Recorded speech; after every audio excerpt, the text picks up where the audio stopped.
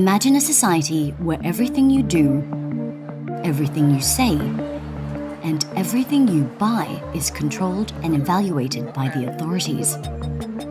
It's not science fiction. In China, it's a reality. From now on, citizens' lives are rated and assessed. This is what the Chinese Communist Party calls social credit. The government here says it is trying to purify society by rewarding those who are trustworthy and punishing those who are not. So like the credit score that most Americans get for how they handle their finances, Chinese citizens are now getting social credit scores. The social credit rating system began testing 5 years ago in approximately 30 Chinese cities.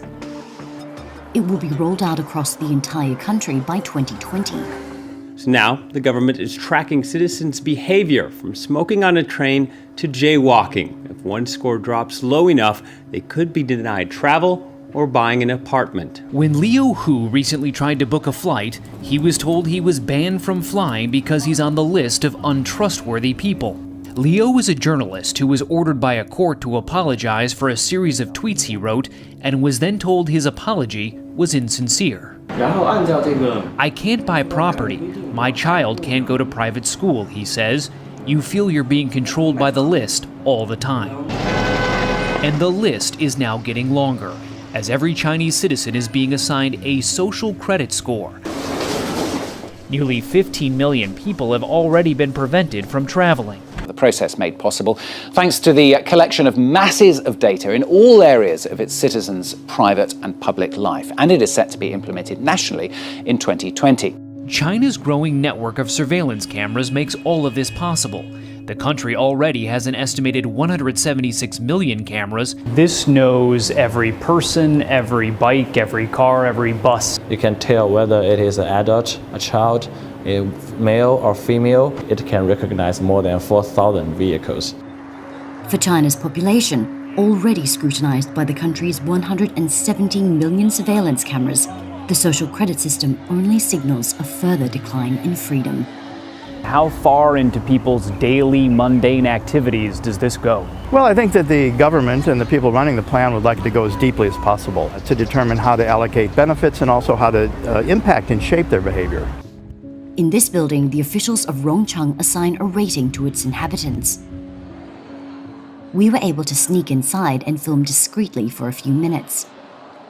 Here, the agents collect data provided by the police, courts, and tax office. Each resident is then given a rating from the letter D for not-so-good citizens to AAA for the best.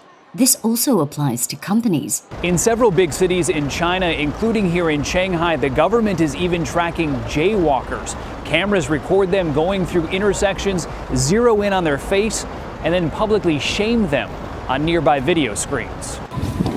Police in Beijing have been wearing these glasses that can recognize faces linked to the government's national database to help boost arrests. How advanced is this technology? This is cutting edge. Wu Fei is CEO of a company that makes the glasses. He claims he doesn't know how the government intends to use his technology. I have no idea. Really? Yes. Do you trust the government the way they're using your technology? Sorry, I can't answer this. You can't answer that. This is outside our scope of questions. China plans to launch a digital mass surveillance systems are stirring concerns of privacy and government accountability across the globe. He says how the new scoring system truly works is kept secret and could be easily abused by the government. Many countries across the globe are experiencing a massive expansion in government surveillance powers, and the threats of global instability, terror and war are leaving increasingly less space for privacy and individual freedom in the post-industrial society. Reward good citizens and punish bad people. Human rights activist Hu Jia is already blacklisted. Deprived of his passport for 10 years, his movements are limited. He says the social credit system will allow authorities to more easily punish those who do not pledge allegiance to the party. In China, the people who will lose the most credit are those who do not agree with the Communist Party. We can't criticize society or the current system, nor should we say bad things about the highest levels of power and the leader. In fact, this social harmony desired by the party is said to maintain the stability of society, but it only serves to guarantee the monopoly of its power. We're already moving very quickly, as you know, into a sort of surveillance society where lots of organizations of all types have lots of data about us. If we unify it all around one identity system, that hurdles us far faster and far further into a surveillance society. So let's switch gears a little bit. So you have something else that's really interesting in the newsletter about people in Sweden putting implants, microchips, right, Yes. into them. We've seen something like this here. There was a company that In Wisconsin, right, yeah. so they could get stuff out of the vending machine with Yeah. these microchips. So what's happening in Sweden? So basically in Sweden over the past couple of years, several thousand people have had these little rice grain sized microchips put into their hands, which contain information that they can use to, say, check into the gym or get into the office or pay for train tickets. Right?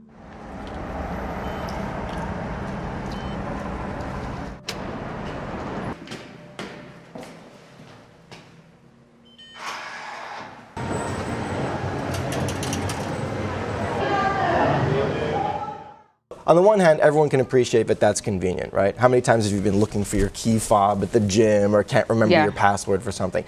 But I think the bigger question here is, look, as the human body itself becomes a technological platform, right, there are big questions we need to consider about what kind of information is put out about us, from us, quite literally, and also further down the line, what kind of access do other people or platforms have to that information that is inside us, right? This is a biotech question, this kind of blurring of the lines between the human body and tech. I mean, it's one thing if you're holding your smartphone and it's sort of emitting data about you. It's another thing if your own hand is doing the same thing.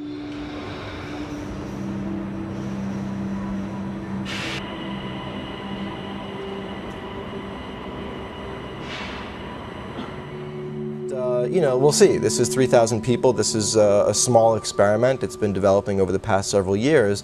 But as the information that these microchips contains gets more elaborate and more detailed, people may start to change their mind.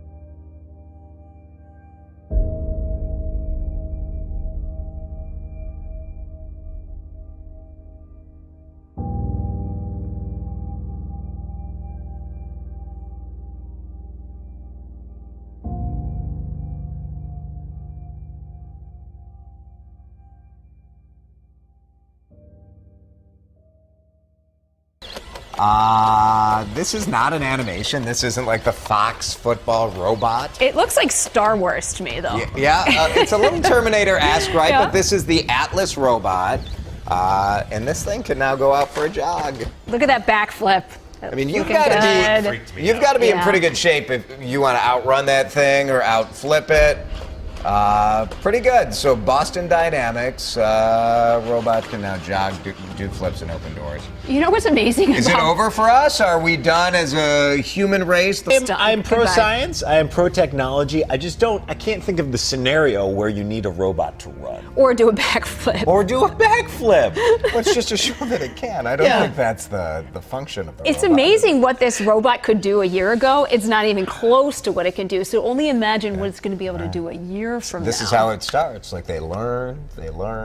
We want First robots. They'll take care of our kids someday. Now, if that is a possibility for us, the robot nanny. The robot nanny, I'm all in. New at 6, another futuristic innovation may be taking shape in a secret Silicon Valley site. An Amazon research facility in Sunnyvale reportedly has a secret mission involving robots. To give you an idea of just how sensitive Amazon is about their lab, as we were shooting video on the public sidewalk, Teams of security guards said we couldn't point our cameras at their property and called Sunnyvale police, claiming we were trespassing. Just so you know, he's filming audio and video too. Awesome. After consulting city zoning maps, Sunnyvale PD said it was indeed public property and allowed us to stay. Cool, thank you. Cool. Thank you. Appreciate it. Bloomberg put out a report early this morning titled, Amazon has a top secret plan to build home robots. Citing unnamed sources, they say the project has been dubbed Vesta, after the Roman goddess of hearth, home, and family. There are a lot of unknowns. Will it talk? What will it look like? And what will it be able to do? Chloe, am I ready on my washer and cycle? Remember Chloe from LG, the doomed home robot demo at the Consumer Electronics Show earlier this year? It went silent in front of a huge crowd. Chloe, what's for dinner tonight? It's a glaring example of how the technology is still in its early days. We're becoming aware of how much data we give away without even realizing it. Our habits online can say a lot about our personalities, but when we're out and about, what does our behaviour in the real world say about us? Well, in the UK, we're all getting used to the fact that we're being filmed by CCTV a lot of the time, but although a human can tell a lot about a person just by looking at video footage, that is a really hard job for a computer to do. That said, this system is having a pretty good guess at who it's looking at right now.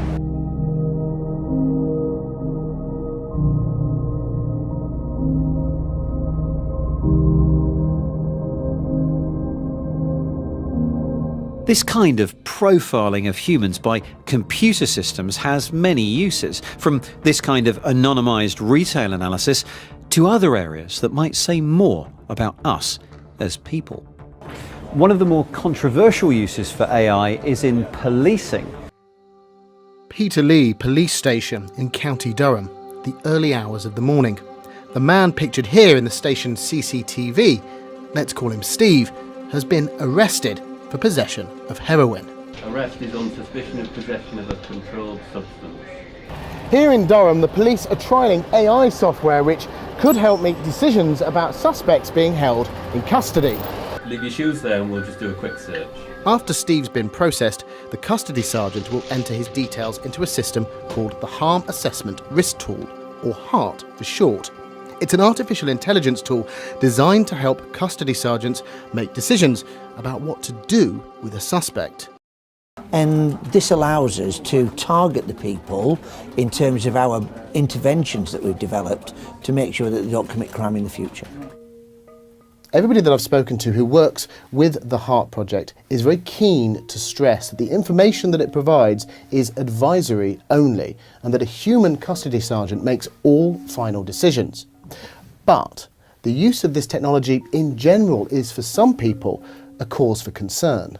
This kind of artificial intelligence system in policing relies on big data, and that means that people's privacy is at risk, and it risks us moving more towards a surveillance state. But it also risks discrimination because patterns that exist in data already risk being perpetuated and repeated, and there's very little accountability over it. And it's this data that privacy campaigners find troubling. Experience data profiles individuals based on their postcode, their household, and even down to an individual level. And some of these kind of profile stereotypes include terms like disconnected youth, Asian heritage, dependent greys, and people are sorted into these categories. Now, that's bad enough. When that kind of profiling is being used to make decisions about freedom and justice in the UK, I think we really need to just put the brakes on and say, why are we doing this? It's been revealed that the US National Security Agency collected over 500 million phone records of US citizens last year. That's over triple the number of 2016. And that is despite a new law limiting the spy agency's powers. The US Freedom Act bans the bulk collection of phone records and internet metadata, whilst also limiting government data collection to what is, quote, reasonably practicable. It does, however, permit the gathering of phone and text logs when a link to terrorism is proven. The recent increase in records collected comes in stark contrast to the concerns expressed last year by President Donald Trump. I think that is a very big surveillance of our citizens. I think that's a very big topic, and it's a topic that should be number one, and we should find out what the hell is going on.